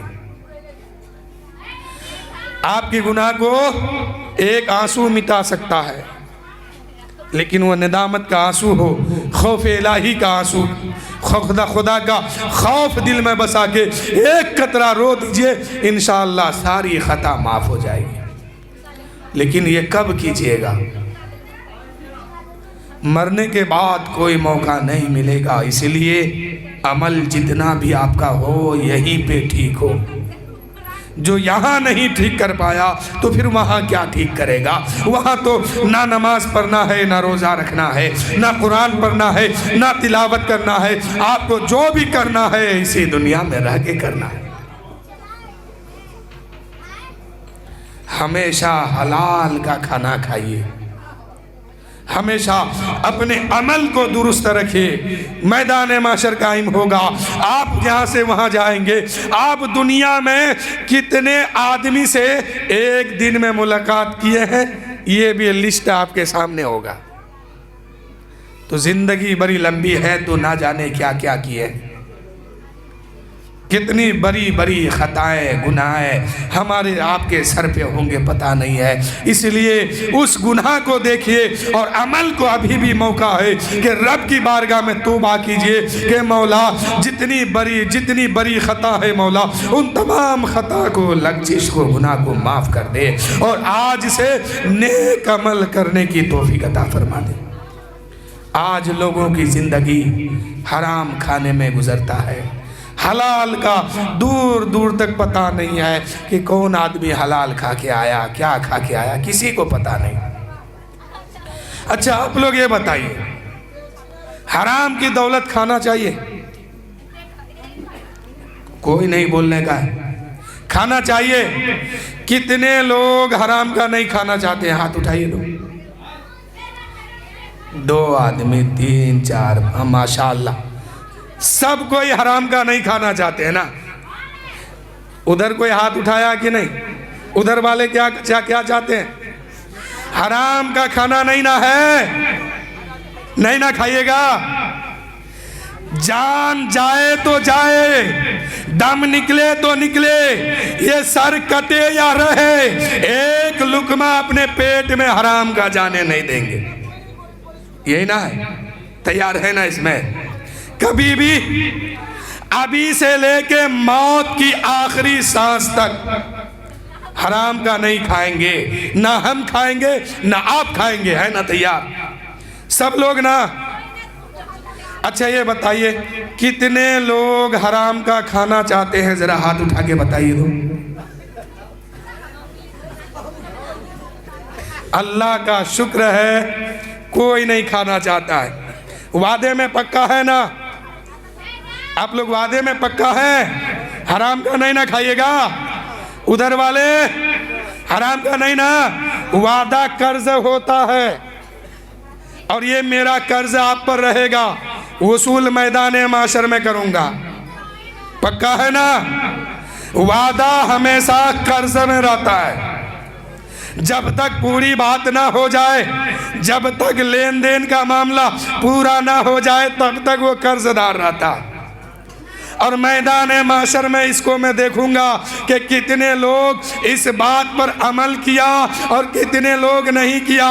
जो लोग अमल नहीं करेंगे, मैदान माशर होगा, आपके गर्दन होंगे, हमारा हाथ होगा और रब की अदालत होगी। रब की बारगाह में कह देंगे, ए मौला, फला दिन फला मिलाद में इतने लोगों ने हराम खाने से बचने का वादा किया था, मौला अपने हबीब के सदके में आज इन लोगों को जन्नत अता फरमा दे।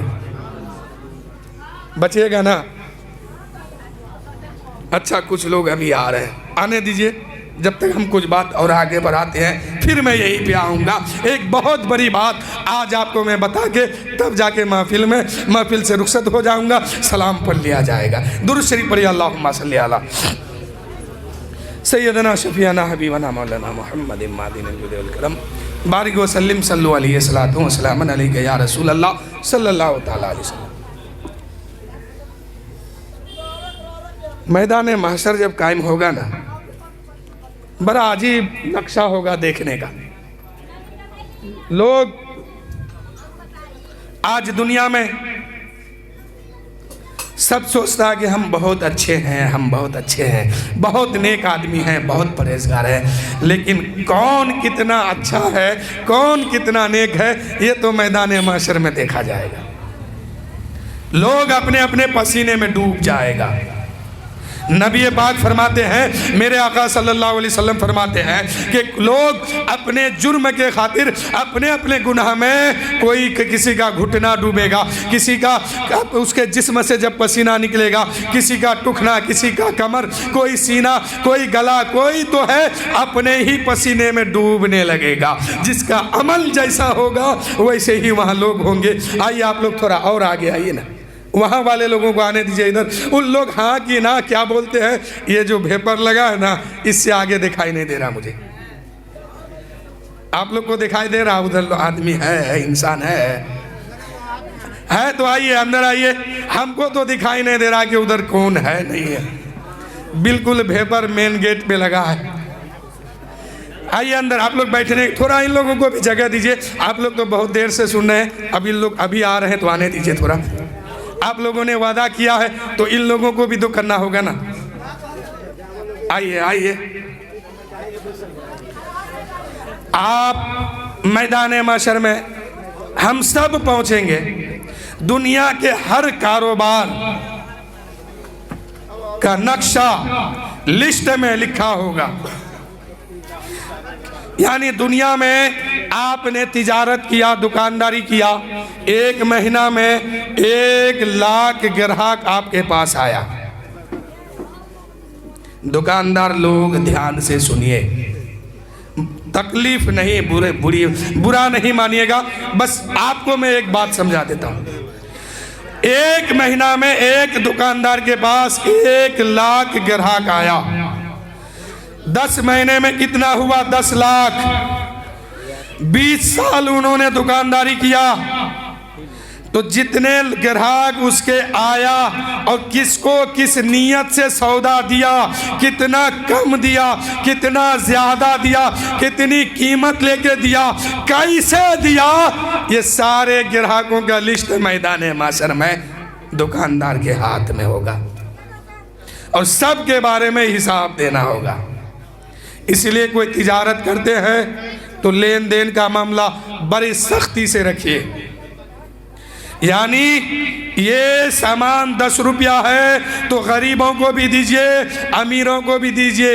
ये नहीं कि 10 रुपया में गरीबों को दे दिए, 8 रुपया में अमीरों को नहीं। हिसाब पक्का रखिए, हो सके तो गरीबों से कम लिया कीजिए। इसलिए कि आप जितने खरीदो फरोख्त किए हैं सारे का लिस्ट बना के फरिश्ता आपके हाथ में दे देंगे मैदान महशर में, और सब के बारे में आपको हिसाब देना होगा। इसलिए हर आदमी सिर्फ आप दुकानदार नहीं, सिर्फ तिजारत करने वाला नहीं, सिर्फ दुकानदार नहीं, हर आदमी अपने अपने हाथ को उठा के कहिए कि आज के बाद हम मर तो सकते हैं लेकिन हराम का नहीं खा सकते हैं। कहिए, कितने लोग नहीं खाइएगा? मर जाइएगा लेकिन हराम का नहीं खाएंगे। हाथ उठा के रखिए, थोड़ा देर, ठंडी नहीं लग रही है। आप बताइए जहेज लेना क्या है?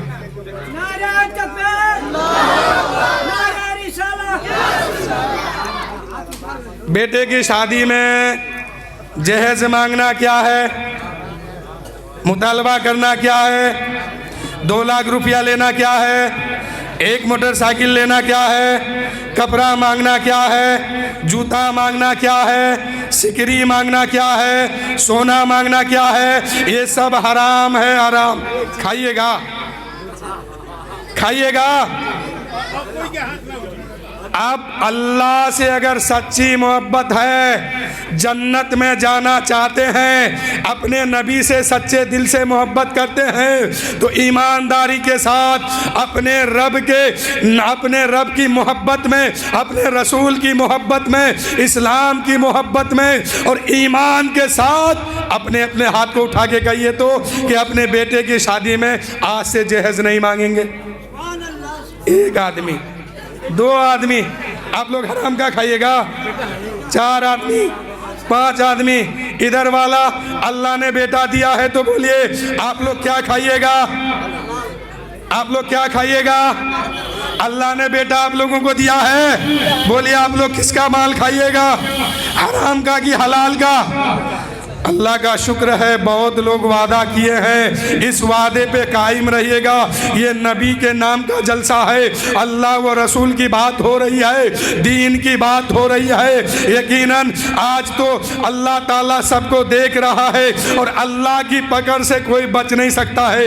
आपने वादा किया है हराम का नहीं खाएंगे तो जान दे दीजिए, लेकिन बेटे की शादी में 2 लाख रुपया मत मांगिए, वह मांगना हराम है। उसे खाना हराम है, चाहे वो जिस नियत से मांगे, हर नियत हराम है उसमें।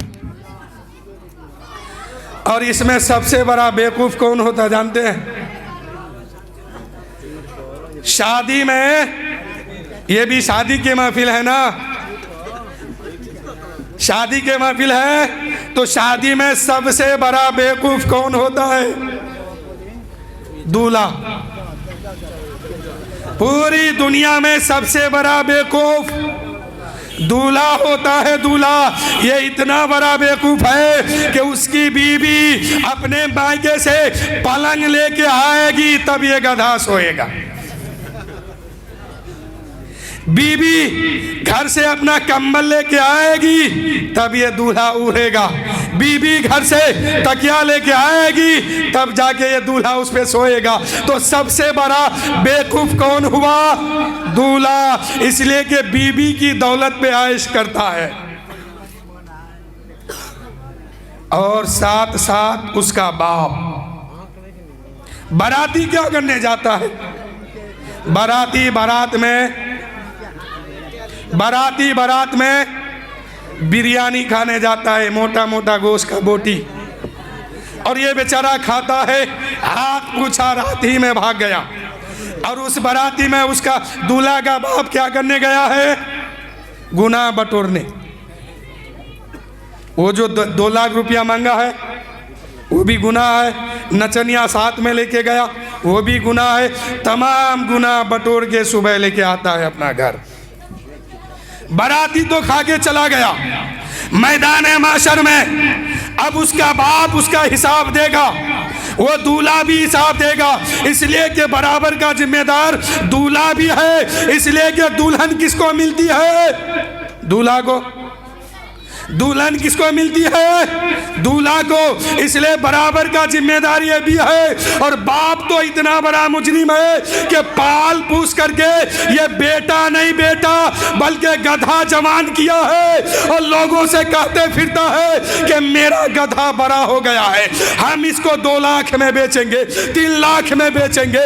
ऐ मेरे भाइयों, अगर किसी का बाप इस रास्ते पे उतरता है और तुम दूल्हा बनने जाते हो, अपने बेटे अपने बाप को समझाओ, ऐ मेरे बाप आप मुझे मत बेचिए बल्कि सुन्नत के तरीके पर मेरी शादी कराइए और उधर से कनीज़े फातिमा और कनीज़े फातिमा बना के दुल्हन घर लाइए।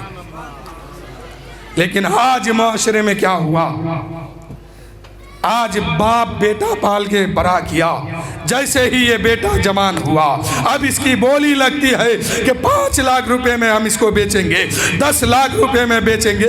ऐसा लगता है ये बाप जो है बेटा बड़ा नहीं किया बल्कि गधा बड़ा किया है, पाल पूछ के गधा जवान किया।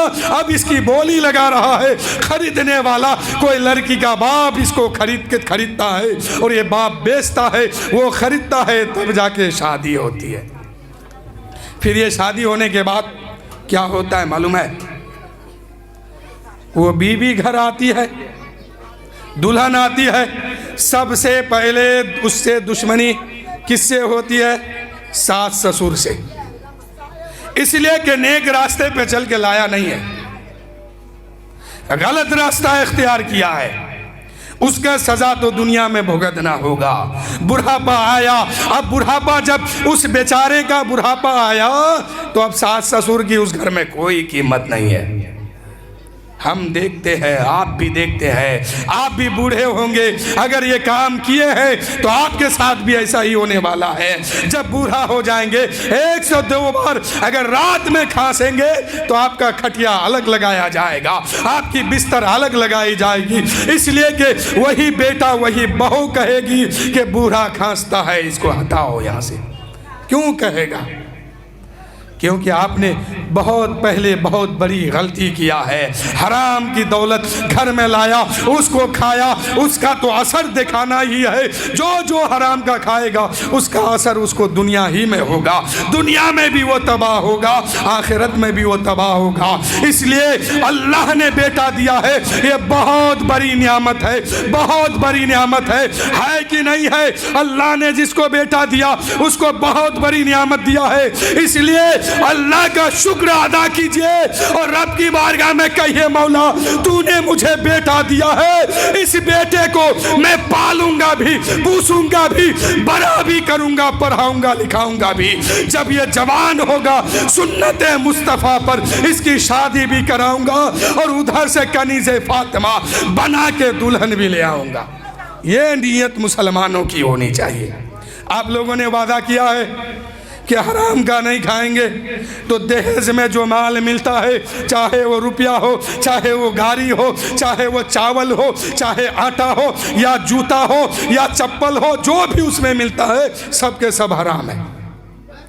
इसलिए आज के बाद इन खुराफात से बचिए, वरना आप मांगेंगे तन्हा, कब्र में जाएंगे हिसाब आपको तन्हा देना होगा। ना आपका बेटा बचाएगा, ना आपकी बहू बचाएगी, कोई आपको बचाने नहीं जाएगा। और मैदान माशर में एक एक पाई का बदला चुकाना होगा, एक एक रत्ती का हिसाब देना होगा। दुनिया में अगर अल्लाह ने आपको 4 बेटा दिया है, अगर जहेज के नाम पर 4 आदमी से पैसा लिए हैं, कल मैदान माशर में जब इसका हिसाब होगा कहाँ से आप पूरा करेंगे? इसलिए इसका ख्याल रखिए। तो मेरे दोस्तों, इसमें बराबर का जिम्मेदार वो दूल्हा बेचारा भी है, इसलिए कि कबूल वही करता है। जब तक वो कबूल नहीं करेगा शादी नहीं होगी, निकाह नहीं होगा। इसलिए उस दूल्हा से भी मैं कहता हूँ कि अगर ऐसे ख्याल दिमाग में बसा है तो इस ख्याल को निकाल दो, इसलिए कि कल मैदान माशर में एक एक पल का हिसाब होगा। वहाँ कैसे हिसाब दोगे? उस हिसाब से बचना चाहते हो, हराम खाने से अगर बचना चाहते हो तो ये खुराफात अपने दिमाग से निकाल दो। और कोई अगर लड़के का बाप आपके घर में आके मुतालबा करता है तो मैं आपको भी एक बता देता हूं तरीका, कि अगर वो 2 लाख मांगता है तो रिश्ता अगर तय हो गई, उसके बाद अब निकाह होता है। निकाह में एक देन महर है, उसको तय किया जाता है। तो ये हक अपनी बेटी को दे दीजिए, आप तय मत कीजिए। और उससे कह दीजिए कि जहेज के नाम पर इसने 2 लाख लिया है, अब तुम 11 लाख का देन महर तय करो। यहां क्या करो? इस्लाम ने खुला छूट बेटियों को दी है। इस्लाम में खुला छूट बेटियों को दी है कि वो अपना देन महर खुद तय कर सकती है। और बाराती आ जाए, देन महर तय करो, 2-4 बारात जब लौटेगा ना तो खानदान का खानदान सुधरते हुए नजर आएगा, सबके अकल ठिकाने में आ जाएंगे। एक बाराती अगर लौटता है तो पूरे समाज का अकल ठिकाने में आ जाएंगे। और उस घर में जितना बेटा पैदा होगा ना, कयामत तक कोई बेटा जहेज के नाम पे कोई रुपया या कोई धन या कोई दौलत किसी से मांगेगा नहीं। इसलिए इन हराम कारियों से बचिए। हराम का रुपया लेंगे, आप मांगेंगे, खाएगा सब, हिसाब आपको देना होगा। इसलिए उस हिसाब से बचिए। जब रब कहता है फमन यामल मिस्काल ज़र्रतिन खैरन यरा वमन यामल मिस्काल ज़र्रतिन शर्रन यरा, एक एक जर्रे का हिसाब होगा, एक एक कतरे का हिसाब होगा। उस दिन तुमको मुजरिम बना के रखा जाएगा और तुमसे पूछा जाएगा। अदालत खुदा की होगी, फरिश्ते सवाल करेंगे, रब की बारगाह होगी। उस वक्त मुजरिम के तरह हिसाब देना होगा। ए बंदा बता, तुमने दिन भर क्या क्या किया है, उसका हिसाब देना होगा। किससे क्या लिया, कितना हराम का खाया, कितना हलाल का खाया, कितना नेक काम किया, कितना बद काम किया, कितना अच्छा अमाल किया, कितना बदी किया, सबका हिसाब देना होगा। तो मेरे दोस्तों, जहेज के नाम पर आप अगर 1 लाख रुपया मांगते हैं, आपके पूरे खानदान खाएगा, लेकिन मैदान माशर में आपको तन्हा हिसाब देना होगा। आजकल तो ये भी चला है कि कौम के अंदर बड़ी समाज में सुबी साहब बन के दिखाते हैं और कहते फिरते हैं कि हमने अपने बेटे की शादी में कुछ नहीं लिया है और चुपके से मोटरसाइकिल तय कर लिया है। इतना बड़ा हरामखोर है कि लोगों को जानने तक नहीं देता है, चुपके चुपके पूरा खा जाता है। बहुत बड़े बड़े नमाजियों को मैंने देखा है कि बेटे की शादी होती है, नचनिया गाना बाजा और नाचने वाला आरा से तो कोइलवर से तो दानापुर से, पटना से, बक्सर से, फुलवारी से, तो इधर क्या सासाराम से, कहाँ कहाँ से नाचने वाली लड़की को उठा के लाते हैं और कहते हैं कि हमने थोड़ा किया है, बेटा ने बुलाया। अरे तो वो बेटा किसका है? तुम्हारा नहीं है। इसलिए समाज में सूफी साहब बनने से कोई फायदा नहीं है। अल्लाह की बारगाह में सूफी साहब बनिए, मस्जिद में भी, बाजार में भी, खेत में भी, मैदान में भी, हर जगह सूफी साहब बनिए। इसलिए कि अल्लाह तुम पर करी निगरानी हर जगह रखा है। तुम मस्जिद में हो, खुदा वहाँ भी देखता है, बाजार में हो वहाँ भी देखता है, तुम खेत में गए हो वहाँ भी देखता है। हर जगह तुम अल्लाह की पकड़ में हो, तो हर जगह तुम इस बात का दिल में ख्याल रखो और खौफ खुदा रखो कि हम आज, दुनिया तो नहीं जानती है कि हमने अपने बेटे के शादी में कुछ मांगा है, लेकिन खुदा तो देखता है कि हमने चुपके से मोटरसाइकिल तय किया है, चुपके से सोने का सिकड़ी तय किया है, 1 लाख रुपया धीरे से मांग लिया है। ये सब तो दुनिया वालों से छुप सकता है, लेकिन खुदा से कभी नहीं छुप सकता है। वह हाकिमुल हाकिमीन है, अलीमुम बिज़ाति सुदूर है, वह अला कुल्ले शैइन खदीर है, वो सब देखता है, तुम्हारी हरकत से वो वाकिफ है, छुपने वाली चीज नहीं है। इसलिए समाज से डरने से कोई फायदा नहीं। डरना है अल्लाह से डरिए, अपने नबी से डरिए, दीन से डरिए कि कहीं कोई ऐसी गलती ना हो जो हमारी वहां बहुत पकड़ हो। मेरे दोस्तों, इन्हीं चंद जुमलों के साथ मैं अपनी गुफ्तगू खत्म किया जाए ना। आइए सब कोई मिल के पढ़िए ला इलाहा इल्लल्लाह मुहम्मदुर रसूलुल्लाह सल्लल्लाहु तआला अलैहि वसल्लम अस्तगफिरुल्लाह रब्बी मिन कुल्ली ज़ंबिन व अतूबु इलैहि। आइए सलातो सलाम पढ़ लिया जाए।